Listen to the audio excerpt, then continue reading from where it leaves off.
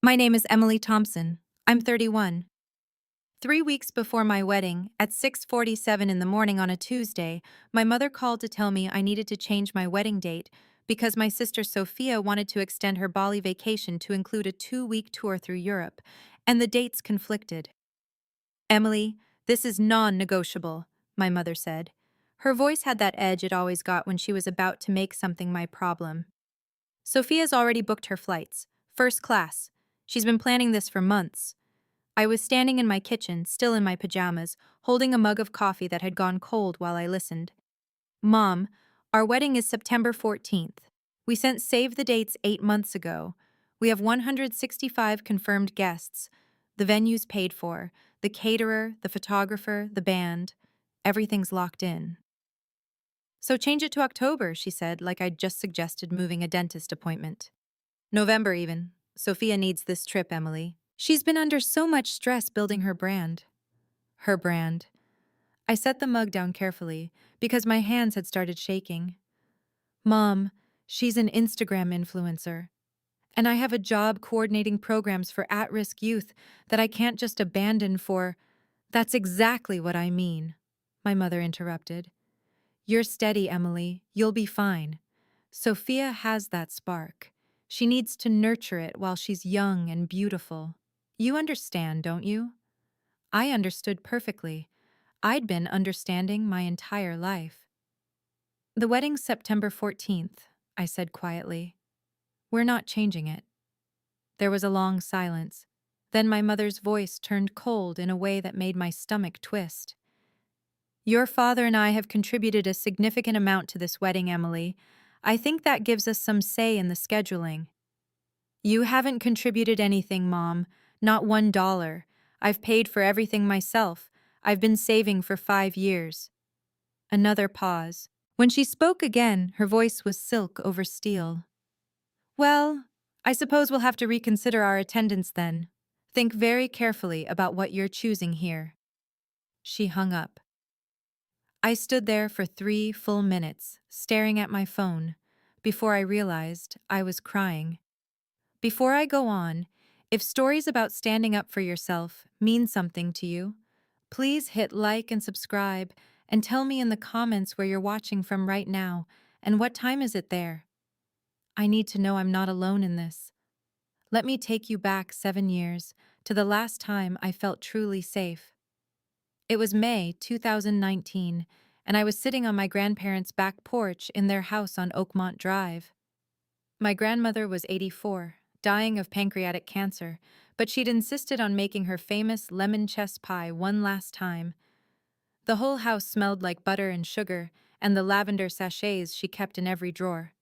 Come here, chickadee, she said, patting the cushion next to her on the porch swing. That's what she always called me, chickadee. I need to tell you something important. I sat down and she took my hand. Her fingers were paper thin, cool to the touch. Your grandfather and we set up a trust fund for you and Sophia. $60,000 each for your weddings, plus another fund to help with your first home. Total of $120,000 for the first grandchild who gets married. Grandma, you didn't have to. Hush now and listen. Her grip tightened. The money's specifically designated in our will. Your parents are trustees until you marry, but they can't touch it for anything else. It's yours, Emily, for your wedding and your future. I put it in writing because... She paused, looked out at the garden where her roses were blooming. Because I know your mother. I know how she is with Sophia. What do you mean? She turned to me, and her eyes were sharp despite the morphine. Sophia has that shine, that easy charm. Your mother sees herself in that. But you, chickadee, you're like your grandfather and me. You're the foundation, and foundations get taken for granted. She squeezed my hand. Don't let them take you for granted. Promise me. I promise, Grandma. The trust documents are with our lawyer, Bernard Hastings. His office is on Westfield Avenue. Remember that name? Bernard Hastings. If anything ever happens, you go to him, you hear me? I nodded, not really understanding why she sounded so urgent. She died 3 weeks later. At the funeral, my mother cried theatrically while Sophia posted Instagram stories about family loss, with perfectly filtered photos of herself looking beautiful in black. I stood there dry-eyed, holding my grandfather's hand, missing the smell of lavender and lemon pie so badly I couldn't breathe. My grandfather died 6 months after that, heart attack. The lawyer said it was like he just decided he was done without her. I was 24 years old, working entry level at the youth mentorship nonprofit, and suddenly my parents were in charge of $120,000 that was supposed to be mine. "We'll keep it safe," my father said at the reading of the will. "Invested properly. You'll have it when you need it." I believed him. I had no reason not to. For 5 years, I saved every extra dollar I could. I lived in a tiny studio apartment with a radiator that clanked all winter and a neighbor who practiced drums at 2 a.m. I brought lunch from home every single day. Pasta salads I made on Sundays, sandwiches wrapped in wax paper. I picked up extra weekend workshops at the nonprofit, ran evening sessions with teenagers who reminded me so much of myself at that age. Kids who felt invisible in their own families. My savings account grew slowly. $200 one month, $450 the next. Over 5 years, I saved $52,000. When James proposed on New Year's Eve last year, I cried. Not just because I loved him, though I did desperately, but because I finally felt like I was building something that was mine, a family that would choose me first. We set the date, September 14th, 2026. We booked the Parthenon at Centennial Park in Nashville. Grand ballroom, marble columns, space for 165 guests. It cost $8,400 just for the venue. In January, I called my parents to tell them about the trust fund my grandparents had left for my wedding. "Oh, sweetie," my mother said, in that particular tone that meant she was about to tell me something I wouldn't like. "We had to use some of that money." My heart stopped. "What?" "Well, Sophia needed funding for her content creation. New camera equipment, editing software, that trip to Bali for the Tropical Lifestyle series. It's an investment in her future, really. But don't worry, we put it down as an advance distribution. She'll pay it back eventually." "How much did you take?" "Just $30,000. Maybe $35,000. I'd have to check the records." Just the word hung there like a slap. "That money was specifically designated for my wedding in Grandma and Grandpa's will," I said slowly. "You're the trustee. You can't just—" "Emily, don't be dramatic. You have your savings. And honestly, you're choosing a very expensive venue for someone in your income bracket." "The Parthenon? Really?" "Sophia suggested a lovely barn venue that would be half the price." "I don't want a barn venue. I want what Grandma and Grandpa left me." "Well, you should have gotten married sooner then." My mother's voice turned sharp. "Sophia needs support right now. She's building something special. You have a steady job, you'll be fine." There it was again. Steady. The word she'd been using my entire life to mean boring, expendable, less than. "I need to see the trust documents," I said. "And the account statements." "I don't appreciate your tone, Emily. We're your parents. We've always done what's best for this family." And she hung up before I could respond. That night, I lay in bed next to James, staring at the ceiling. "They took the money," I whispered. "At least $30,000, maybe more, for Sophia's Instagram career." James sat up. "Can they do that? Legally?" "I don't know. My grandmother said something about a lawyer, Bernard Hastings. But that was 7 years ago. I don't even know if he's still practicing." "We'll figure it out," James said, pulling me close. "We'll make this wedding happen either way, even if we have to do it in our living room." I almost laughed, but I didn't, because a small, cold part of me was starting to wonder how much else my parents had taken that I didn't know about. I kept planning the wedding, booked the caterer, $6,200 for past appetizers and a 3-course dinner, hired the photographer, $3,800, ordered invitations, paid the deposit on flowers, secured the band. Every dollar came from my savings account, watching the balance drop week by week, $47,000, $41,500, $36,200. My parents didn't offer to help. Not once. In March, Sophia called me. Em, I have amazing news. I got a brand partnership with a luxury travel company. They're sending me to Bali for 2 weeks, all expenses paid. Well, almost all expenses. Mom and Dad are helping with the first-class flights and the five-star resort. That's great, Soph, I said, meaning none of it. The thing is, the dates are flexible, and I want to extend it through Europe after Paris, Positano, Barcelona. It'll be incredible content, but it overlaps with your wedding date. My chest tightened. The wedding's September 14th. We sent save the dates. I know, but couldn't you just move it? Like to October? Then I could come back and everyone wins. No, Sophia, I can't just move it. We have signed contracts. Her voice changed, became petulant. Emily, you're being really selfish about this. This is a huge opportunity for my career. Your wedding is one day. My brand is forever. Then I guess you'll miss the wedding. She gasped like I'd physically struck her.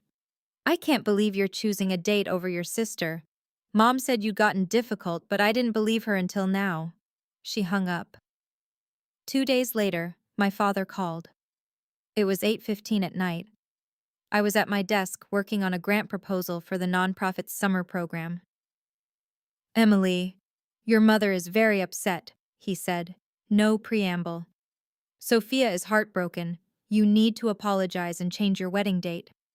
Dad, I'm not changing the date. The contracts are signed. We've paid thousands in deposits. Then you're being unreasonable. Sophia has worked hard for this opportunity. The least you could do is support her. I've worked hard too, I said, my voice rising despite my best efforts. I've been working with at-risk teenagers for 7 years. I've saved every penny for this wedding while you and Mom funded Sophia's influencer lifestyle. I'm not asking you for anything. Just don't ask me to move my wedding. Your grandmother would be ashamed of this selfishness, my father said, and his voice was cold enough to freeze blood. She always said family comes first. Apparently, you've forgotten that. He hung up. I sat at my desk, shaking. My grandmother's voice echoed in my head. Don't let them take you for granted. But how do you stop people who've been taking for granted your entire life? In April, I found the first clue that something was very, very wrong. I was cleaning out a box of old papers from my grandparents' house, things I'd taken after my grandfather died but never sorted through. Receipts, old birthday cards, a recipe for lavender scones in my grandmother's handwriting. At the bottom, I found a sealed envelope with my name on it in my grandmother's distinctive script. Emily, open if you ever need to remember. Inside was a single piece of paper. A photocopy of the trust fund document dated 2018, highlighted in yellow. $120,000 to Emily Thompson for wedding and first marital home establishment. Funds to be held by trustees Robert and Susan Thompson until marriage. Trustees may not withdraw or redirect funds for any other purpose or beneficiary. Paper clipped to it was a sticky note, also in my grandmother's handwriting. Chickadee, I've given Bernard Hastings the originals. If your mother tries anything, you tell him. He knows. My hands were shaking so hard I nearly dropped the page. If your mother tries anything.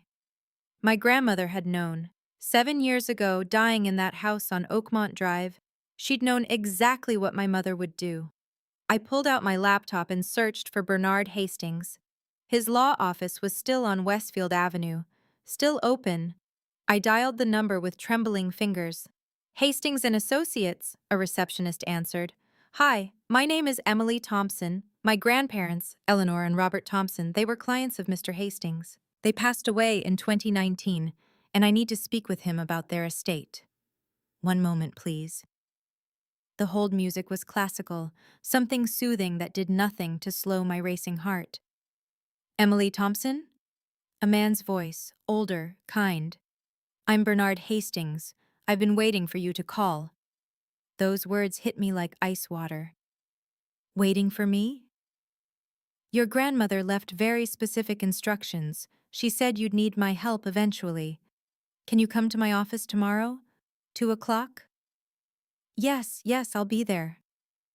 Bring the photocopy she left you. And Emily? Don't tell your parents you've contacted me. Not yet. I promised I wouldn't. That night I couldn't sleep. I kept reading that sticky note over and over. If your mother tries anything. What had my mother already tried?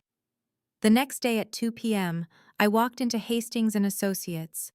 The office was old-fashioned, all dark wood and leather chairs, with windows that overlooked a small park. Bernard Hastings was in his 70s, with kind eyes and careful hands that shuffled papers like they were precious things.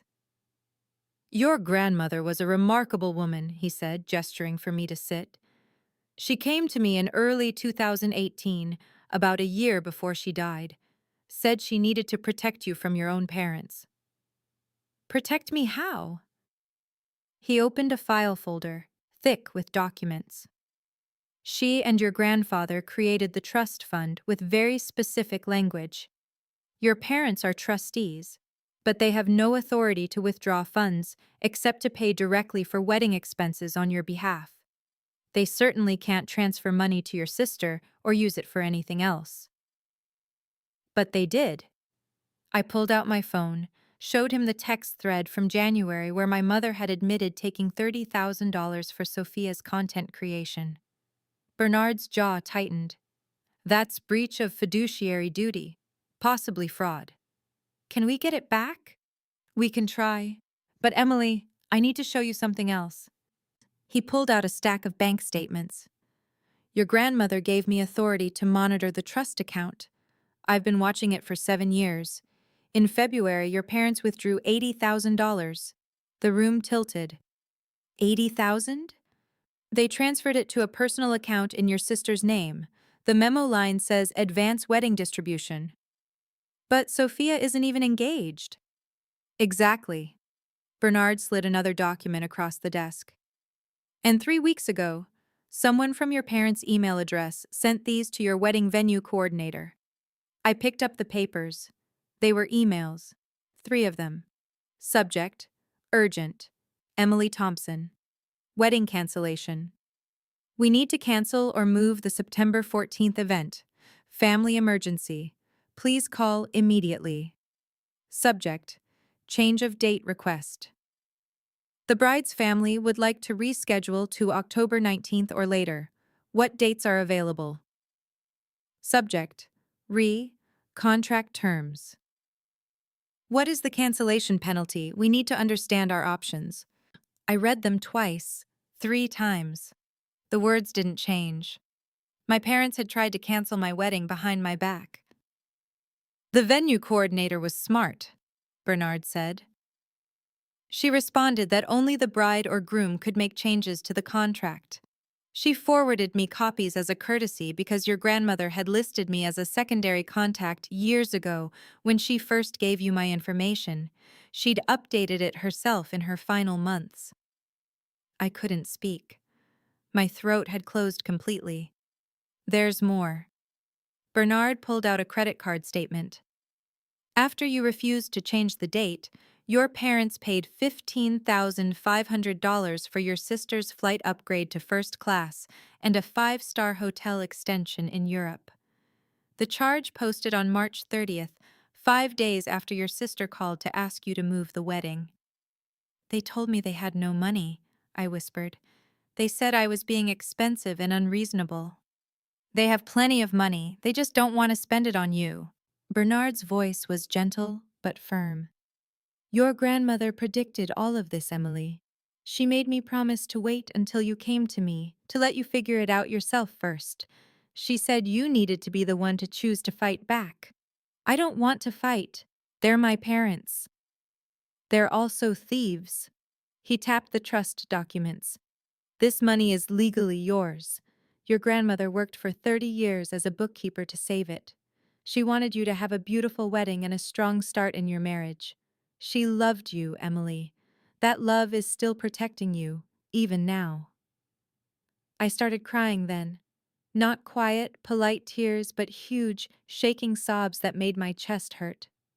Bernard handed me tissues and waited patiently until I could breathe again. "What do I do?" I asked. "You get married on September 14th exactly as planned, and you let me handle the rest." I left his office with copies of everything: bank statements, email evidence, the original trust documents. And one more thing: a sealed letter my grandmother had left with Bernard 7 years ago. "She said to give this to you when the time was right," Bernard explained. "I think the time is right." I didn't open it until I got home. James was at work. I sat on our couch, the one we'd bought together at a thrift store, and reupholstered ourselves, and carefully broke the seal. The envelope smelled faintly of lavender. "Dear Chickadee, if you're reading this, then I'm gone. And your mother is doing exactly what I knew she would do. I'm so sorry, sweetheart. I tried to talk to her so many times over the years, tried to make her see how special you are. But Susan only sees what she wants to see. And what she wants is for Sophia to be the star. I need you to understand something. This isn't about money. It's about worth. Your mother has spent your whole life teaching you that you're worth less, less attention, less money, less love. She's wrong. You are worth everything. You're the one who shows up. You're the one who does the work. You're the foundation, and foundations hold up the whole world." The original trust documents are with Bernard Hastings. His office is at 427 Westfield Avenue, Suite 12. He has copies of everything: the will, the trust agreement, and proof that I opened that account specifically for you in 2017, before I got sick. I named you as the sole beneficiary for the first marriage fund. Your parents can't touch it for anyone else.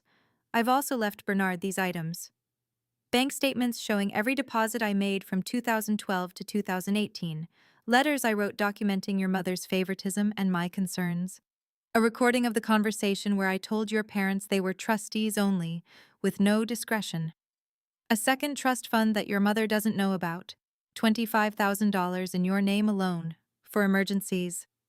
Don't tell her. Don't tell your father. Wait until you need it. Chickadee, you are not steady because you're boring. You're steady because you're strong. You're the kind of person who keeps promises, who shows up for teenagers who have nothing, who saves for 5 years because you believe in building something real. That's not less than sparkle. That's better than sparkle.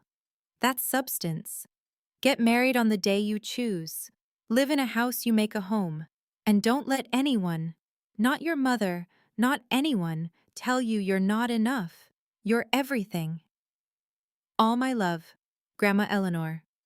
P.S. Tell Bernard the password is Chickadee. He'll know what to do. I read it 4 times. Then I folded it carefully, put it back in the envelope, and called James. "Come home," I said. "I need to show you something." That night, we sat together reading every document Bernard had given me. The evidence was overwhelming. The $80,000 transferred to Sophia 5 days before my parents demanded I change the date. The emails trying to cancel the venue. The credit card charges for Sophia's luxury vacation. The original trust language that made everything they'd done illegal. "They tried to sabotage your wedding," James said, his voice hollow with disbelief. "Your own parents.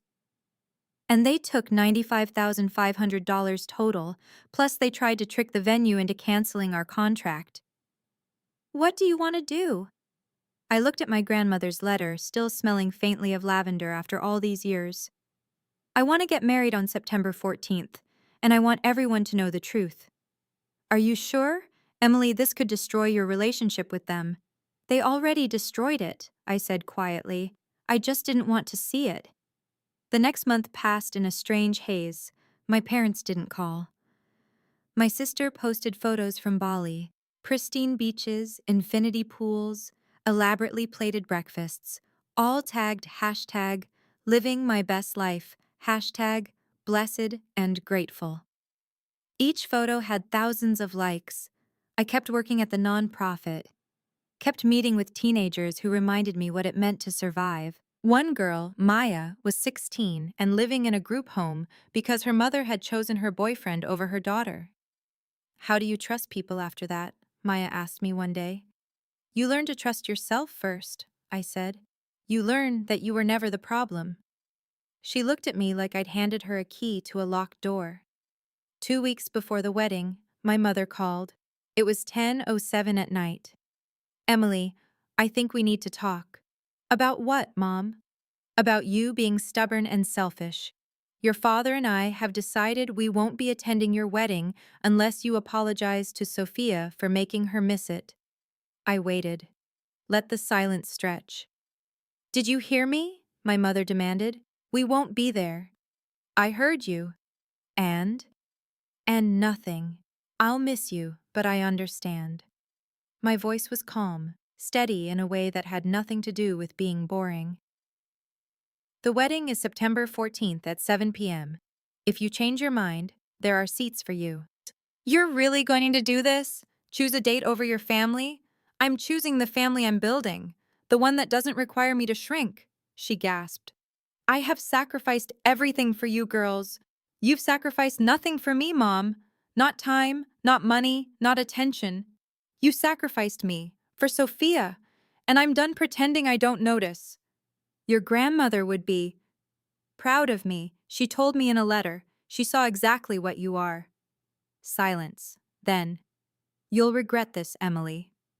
No, I said. I really won't. She hung up. I sat there feeling lighter than I had in years. September 14th arrived like a gift.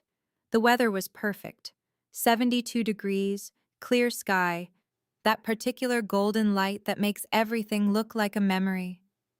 The Parthenon looked like something out of a dream, all marble columns and soaring ceilings, with flowers everywhere, white roses and lavender. I'd made sure there was lavender. My parents didn't show up for the ceremony. Their seats in the front row stayed empty. My Aunt Sarah sat in one. James's mother sat in the other. When the officiant asked who gave me away, my aunt stood and said, "She gives herself, and we receive her with joy." I didn't cry during the ceremony. I felt too present, too solid. At the reception, 165 people filled the grand ballroom. String lights and candles, a band playing jazz, tables covered in linen and more roses and lavender. Everyone I loved, all in one room.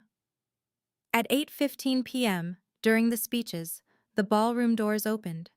My parents walked in. My mother was wearing a cream dress, almost white, which you're not supposed to do at weddings. My father had his hand on her elbow. Sophia trailed behind them in a tight gold gown, phone in hand, already recording. The room went silent. They walked straight to the center of the dance floor, not to their table, not to me, just to the middle of the room where everyone could see them. Emily, my father said, his voice carrying across the silence, your mother and I need to speak with you. I stood up slowly from the head table. James reached for my hand, but I shook my head. I've got this. I walked toward them, calm, steady. Emily, your mother and I are leaving, my father announced, loud enough for everyone to hear. Think about what you've done to this family. We won't be part of this mistake. What mistake? I asked quietly. Getting married? Refusing to accommodate your sister. Choosing strangers. He gestured at the room full of guests.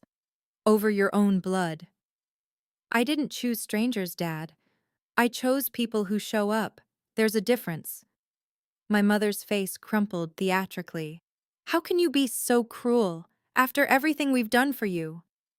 What have you done for me? I asked. Specifically, name one thing, she blinked, genuinely confused by the question. We raised you. We gave you a home. You did the legal minimum, I said, and then you stole from me. We didn't steal, my father started. Yes, you did. James appeared at my side. He had a laptop. Without a word, he walked to the A/V booth where the DJ was stationed. A moment later, the giant projection screen behind the head table flickered on. Everyone turned to look. The first slide appeared. The Price of Humility, a Financial Analysis. My parents' faces changed, color drained. My mother's mouth opened.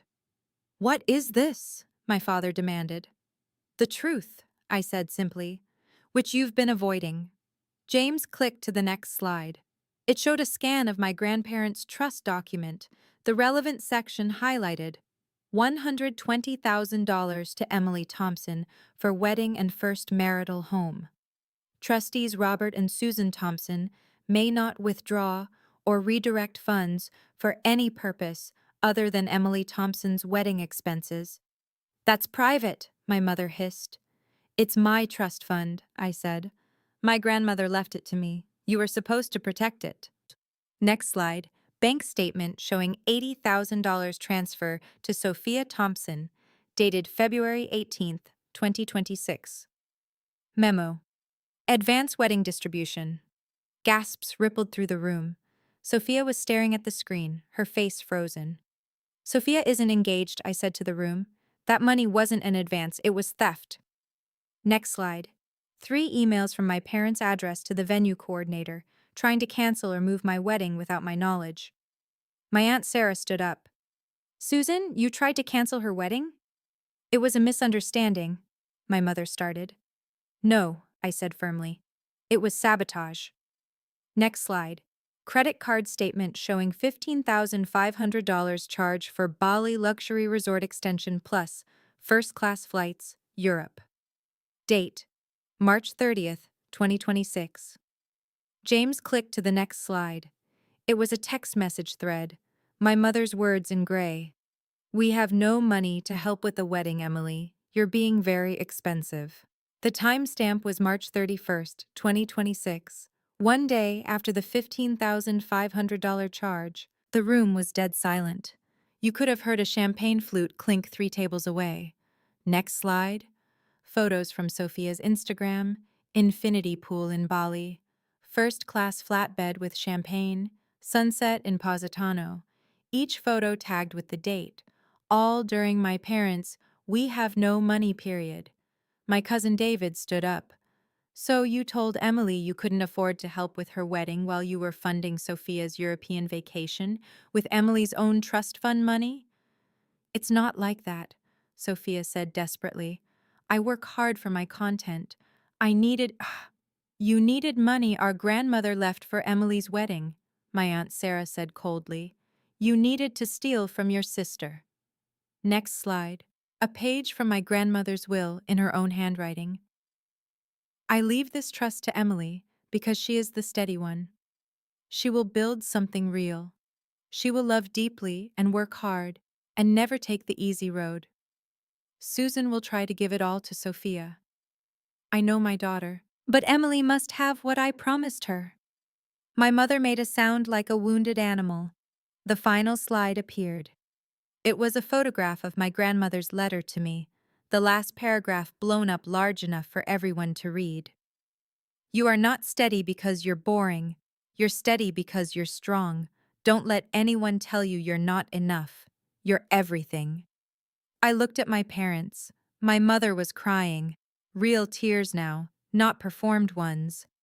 My father's face had gone gray. Sophia was staring at her phone like it could save her. "I didn't bring this out for revenge," I said quietly, looking at the 165 faces watching us. "I brought it out because I'm done pretending. My grandmother left me that money because she loved me, and she saw what my parents never did. That being steady, being someone who shows up and keeps promises and does the work, that's not less than being sparkly. It's more."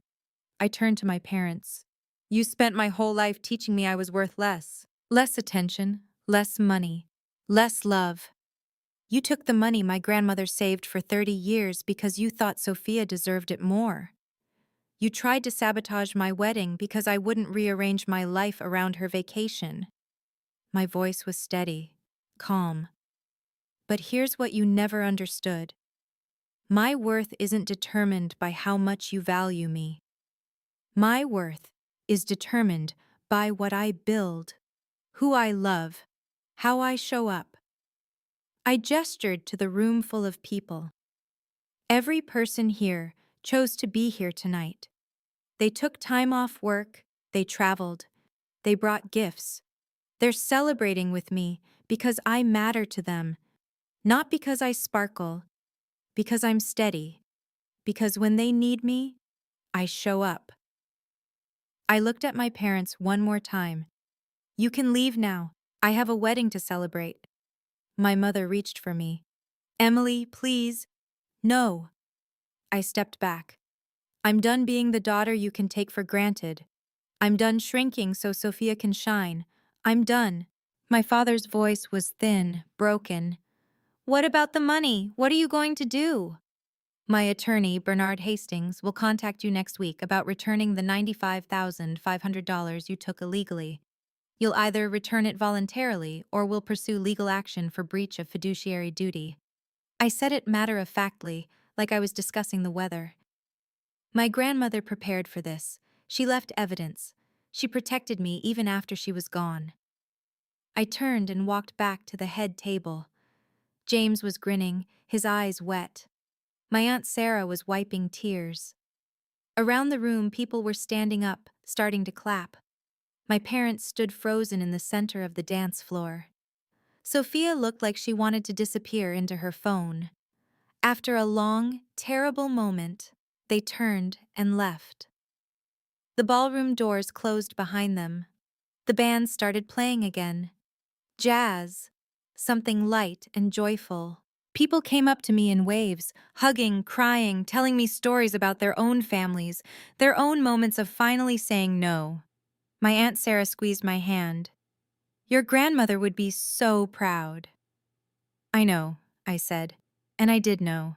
I could feel it, warm and certain, like lavender and lemon pie and promises kept across years. We danced until midnight. We ate cake.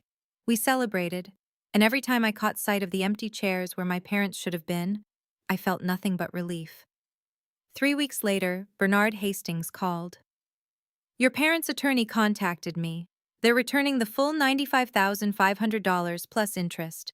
They've also resigned as trustees and transferred control of the remaining trust to you directly. Why would they do that? I asked. I thought they'd fight. Because 47 people at your wedding personally contacted them to express their disgust, including your father's boss, his golf partner, and 3 members of your mother's book club. Your cousin David posted the PowerPoint slides online. They've been seen by 200,000 people. Your parents can either return the money quietly or become infamous for stealing from their own daughter. Oh. Also, Bernard added gently, your grandmother's second trust fund, the $25,000 she set aside for emergencies, it's yours now. She wanted you to use it for whatever brings you joy. I used it for a honeymoon to Scotland. James had always wanted to see the Highlands. We stayed in small bed and breakfasts, drank whiskey by fireplaces, hiked through rain and mist. I felt light in a way I'd never experienced before, like I'd set down a weight I'd been carrying since childhood. One morning, standing on a cliff overlooking the Atlantic, James asked, do you regret it? The way everything happened? I thought about my grandmother's letter, about being steady, about foundations holding up the world. No, I said. I regret waiting so long to see what she saw. 6 months later, I used the returned trust money for the down payment on our first house. It's a small craftsman on the east side of town, with a garden that gets morning sun and a porch perfect for a swing. I planted lavender in the front bed. I still work at the nonprofit, still meet with teenagers who need to hear that being overlooked doesn't mean being worthless. Maya graduated from high school last month, full scholarship to State University. She hugged me so hard at her graduation party that I couldn't breathe. You taught me I don't have to make myself small, she whispered. No, I said. You taught yourself. I just witnessed it. My parents and I haven't spoken since the wedding. Sophia blocked me on Instagram. Sometimes I miss the family I thought I had, but I don't miss the person I had to be to keep them. My Aunt Sarah comes over every Sunday for dinner. She knew, she told me once. She knew what my parents were doing all along but didn't know how to help without making it worse. I should have done more, she said. Your grandmother did. She made sure you'd have what you needed, even from beyond the grave. Last month, I visited my grandparents' graves, brought lavender from my garden, sat on the grass between their headstones, and read them my grandmother's letter out loud, even though I had it memorized by heart. Thank you, Grandma, I said to the quiet, for seeing me, for preparing, for loving me enough to reach forward through time. The wind moved through the trees. It smelled like lavender and rain and something I can only describe as peace. If you're watching this, I want you to understand something. Silence isn't peace. Silence is the price you pay for someone else's comfort. And you don't owe anyone your silence, especially not about your own worth. If you've ever had to walk away from someone you love to protect yourself, type "I walked away" in the comments. Or if you chose to stay and fight for your boundaries, type "I stayed and fought." Both are brave, both are valid. Both mean you finally understood what my grandmother tried to teach me. Your worth isn't negotiable. If this story meant something to you, check the description for more stories just like this one. Thank you for being here. Happy wedding season to anyone celebrating love this year. The kind of love that shows up, that keeps promises, that builds foundations instead of tearing them down.